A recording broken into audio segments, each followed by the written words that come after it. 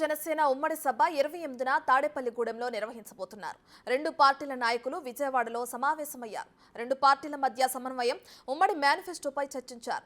అభ్యర్థుల పోటీపై చంద్రబాబు, పవన్ నిర్ణయం తీసుకుంటారని తెలిపారు. బీజేపీతో పొత్తుపై త్వరలోనే క్లారిటీ ఇస్తామని ప్రకటించారు. 2 నెలల్లో ఏపీ నుంచి వైసీపీ పారిపోతుందని రెండు పార్టీల నేతలు చెబుతున్నారు. దేశ చరిత్రలో ఫస్ట్ టైం ఇంత వరస్ట్ ముఖ్యమంత్రిని, ఇంత దుర్మార్గమైనటువంటి ముఖ్యమంత్రిని ఎప్పుడు కూడా చూడలేదు. ఒక ముఖ్యమంత్రి బాధ్యతలు తీసుకున్న తర్వాత ప్రజల యొక్క శ్రేయస్సు గురించి ఆలోచించాలి, రాష్ట్ర ప్రయోజనాల గురించి ఆలోచించాలి, పిల్లల భవిష్యత్తు గురించి ఆలోచించాలి. కానీ డే 1 నుంచి ఒక సైకోలా వ్యవహరించి ఆంధ్రప్రదేశ్ రాష్ట్రాన్ని చిన్నాభిన్నం చేసి దేశంలో తెలుగు వారన్నా ఆంధ్రప్రదేశ్ రాష్ట్రం అన్నా అసహించుకున్న స్థాయికి ఈ ముఖ్యమంత్రి తీసుకొచ్చిన విషయాన్ని రాష్ట్ర ప్రజానీకానికి గుర్తు చేస్తున్నాను. మొత్తం వ్యవస్థలన్నింటినీ నాశనం చేశాడు. రాజకీయ పార్టీల్ని రోడ్డు మీద తిరగకుండా చేశాడు. ప్రజలు స్వేచ్ఛగా వారు పడుతున్నటువంటి ఇబ్బందుల్ని చెప్పుకోలేనటువంటి పరిస్థితి తీసుకొచ్చినటువంటి సంగతి కూడా ఈ రాష్ట్రంలోన ఈ ముఖ్యమంత్రి పరిపాలనలో చూసాం.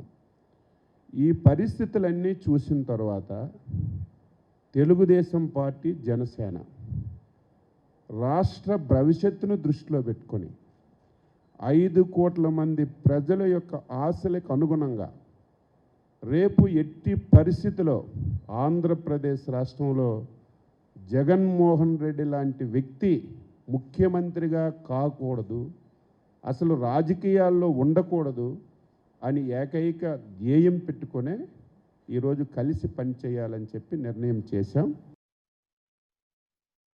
28వ తారీఖున తలపెట్టబోయే ఈ భారీ బహిరంగ సభ ఒక అద్భుతమైన సభగా ఖచ్చితంగా రాష్ట్ర ప్రజలకి ఎన్నికలకి శంఖారావంగా చేయబోయే కార్యక్రమాలు ఏ విధంగా సిద్ధమవుతున్న దానిపైన వివరించుకుంటూ ప్రజలకి ఇంకా అంకిత భావంతో పనిచేయడానికి మరొకసారి ఒక చక్కటి సభ ఏర్పాటు చేయాలని నిర్ణయించుకున్నాం.